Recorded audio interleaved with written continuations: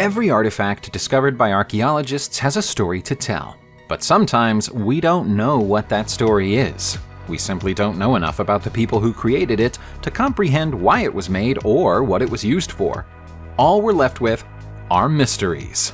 But those mysteries can become incredible stories in their own right, as you're about to see in this video. Chromium steel, also known as stainless steel, is widely used today in manufacturing because of its rust-resistant properties. It's a difficult substance to create, which is why we tend to think of it as a relatively modern invention.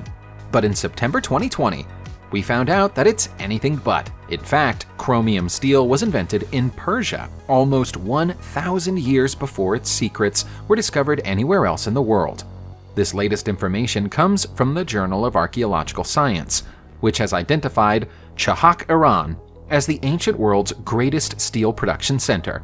A recipe for making chromium steel can be found in a manuscript entitled A Compendium to Know the Gems, written by Abu Rayyan Biruni during either the 10th or 11th century. Further evidence of chromium steel production has also been detected in 12th century crucible and smithing slags found in the area. Researchers don't yet understand why the production of steel appears to have been limited only to this area, and why the knowledge of how to make it appears to have been forgotten for hundreds of years afterward.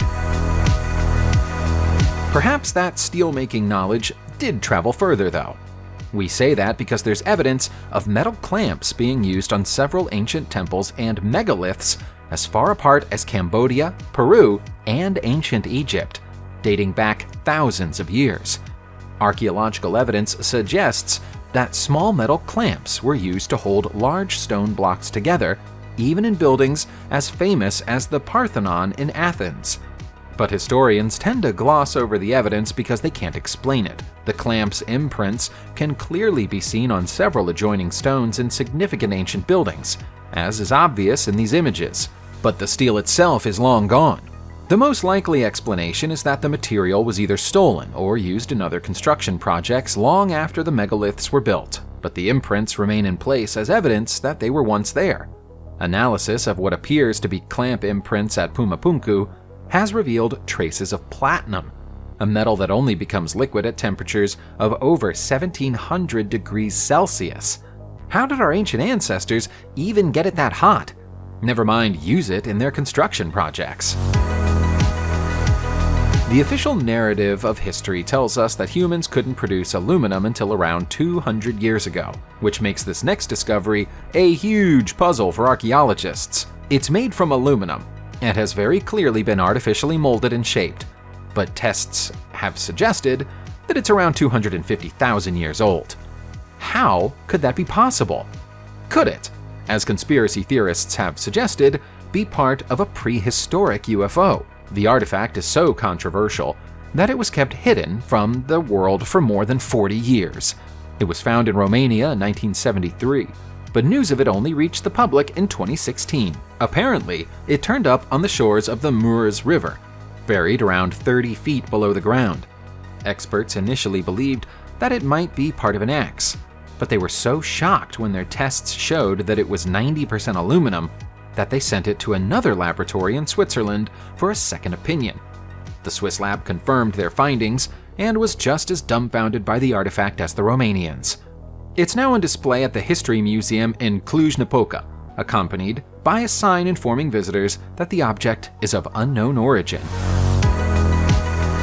In ancient times, kings and leaders liked to record their achievements in stone, so that future generations would be aware of their greatness.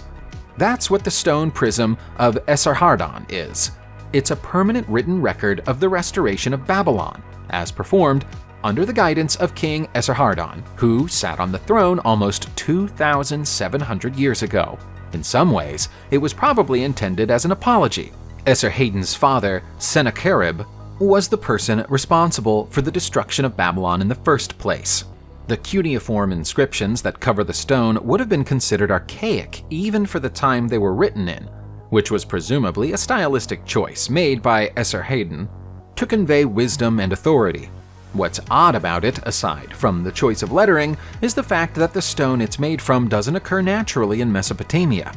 Experts believe it's black basalt, although they can't be sure. Just as interesting is the fact that it doesn't appear to be finished. Why would the king go to the trouble of restoring Babylon and then leave this monument incomplete? It's a mystery lost to time. Proving that alien beings have visited Earth is difficult, but alien rocks land on our planet all the time, and some of them have very strange properties. Take the vivid blue skystone, for example. It was found in Sierra Leone by Italian geologist Angelo Pittoni in 1990, who'd never seen anything like it before. He picked it up and took it to show some locals, who told him that according to their myths and legends, stones like this are the petrified souls of heavenly beings who had upset the gods and were punished by being thrown to Earth in this form. Pittoni took his blue stone for tests, where it was found to be made of 77% oxygen, 20% lime and carbon, and 3% unknown material. It's definitely extraterrestrial and probably landed on Earth more than 15,000 years ago. The tiny Hypatia stone from Libya is just as curious. It contains huge amounts of polyaromatic hydrocarbons, which occur only in interstellar dust in space. It must have fallen to Earth millions of years ago and is a relic of our solar system's creation. In May 2020, Will Reed was fishing with a magnet in a river in Coventry, England, hoping to find valuable antiquities or curiosities. He got more than he bargained for. Will came across a whole 60 strange cubes, covered in complicated Sanskrit numerical inscriptions. He thought the tiny cubes were tiles at first, but the more of them came up out of the water, the less confident he felt about his initial conclusion. Unable to find a reasonable explanation for his discovery, Will turned to the internet for help. It's since been suggested to him that they're connected to an ancient Hindu prayer ritual that involves throwing the cubes in running water in the hope of receiving a blessing in return. If the information he's been given is correct, they're known as Jutish tokens. The numerical inscriptions apparently correspond to encoded prayers, which, when performed together, summon the protection of a deity known as Rahu. While the explanation sounds fairly convincing, there's a lack of supporting evidence to confirm the idea. So the question of what Will's cubes really are or where they came from remains unsolved. In September 2018, scientists puzzled over a series of images of the seabed, taken at a depth of almost 2.5 miles below the surface of the Pacific Ocean between Hawaii and Mexico. Despite the incredible depths the pictures are taken at, they clearly show what appear to be footprints trailing across the seabed. They surely can't be footprints, so that begs the question of what they really are. If they truly were footprints, the creature that made them must have been enormous. Each print is over 6 feet long and 1 foot deep. There's never been any mining activity in the area, so the prints can't have been caused by humans. And there are no fish heavy enough to leave permanent marks like this on the sea floor. More than 3,000 individual prints have been identified, and their distribution isn't random. They follow a curved pattern that's consistent with animal tracks, meaning they're unlikely to have a natural origin. Some experts have suggested that they might have been caused by prehistoric whales, making indentations on deep-sea mud volcanoes. But whales almost never dive down to such extreme depths. They're as puzzling today as they were when they were found. While we're on the topic of strange discoveries found in water, what are we to make of this odd-looking metal starfish that turned up off the coast of Rhode Island, USA in August 2017? Fishermen local to the area spent a whole 6 weeks trying to find a rational explanation for its presence, but eventually gave up and called in the experts. They couldn't explain it away either. The starfish shape of the structure might only be the top of it, because some of the fishermen who've taken a close look at it say that it's buried deep in the sand, and there might be more of it below the surface. A turbine company called Deepwater Wind operates in the area, but they've denied any connection between the strange artifact and their business. Based on its design, it's obviously been made by humans, but the fact that nobody wants to take ownership of it is strange. One suggestion is that it could be a mount for an acoustic Doppler, part of a device used to calculate flows and tides. But if that were the case, it should be easy to track it back to its place of origin. That hasn't happened, and so the mystery remains. The understanding of metallurgy happened at different speeds in different parts of the world, but it appears that the concept was fully understood in India long before anywhere else in the world. We say that because of artifacts like the Iron Pillar of Delhi, which was forged from a single piece of iron around 1500 years ago. As if that weren't impressive enough, it's also covered in a rust-proof Misa-white coating, which means it's remained rust-free for all of that time. While the Iron Age officially began in the rest of the world around 3,200 years ago, the discovery of small metal and iron objects in and around Telangana demonstrates that it began in India around 1,000 years earlier.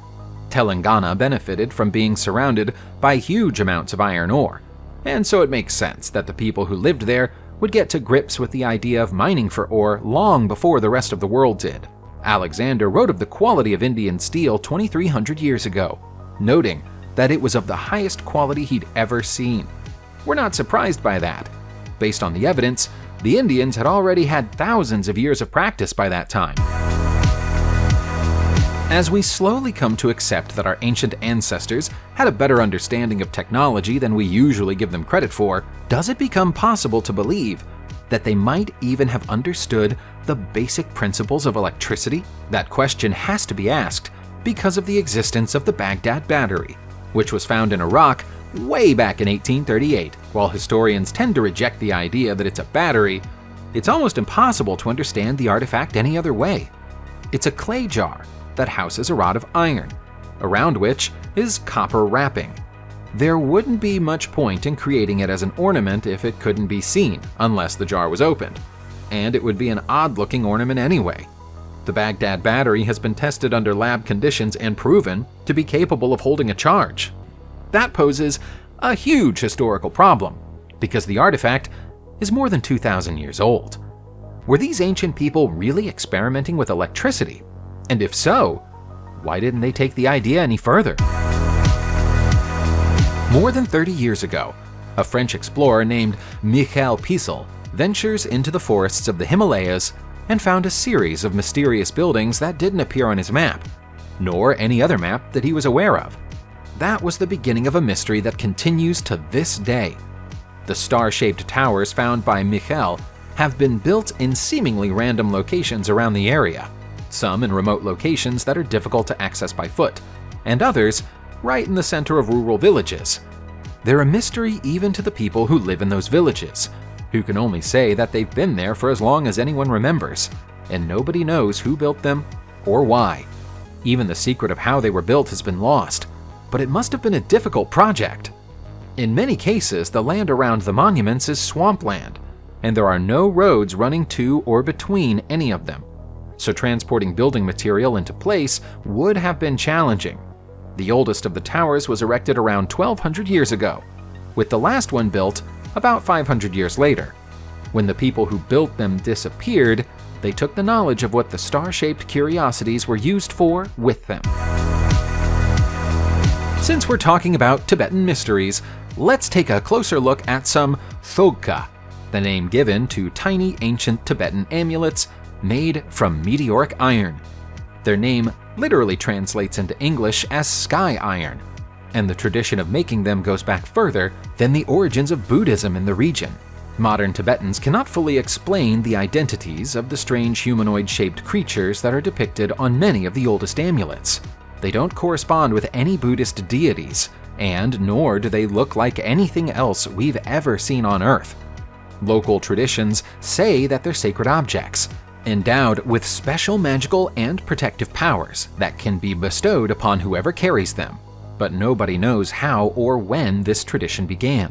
It's most likely that they're relics of the Bon culture, which dominated this part of the world long before Buddhism arrived and still persists today among a few isolated Tibetan communities.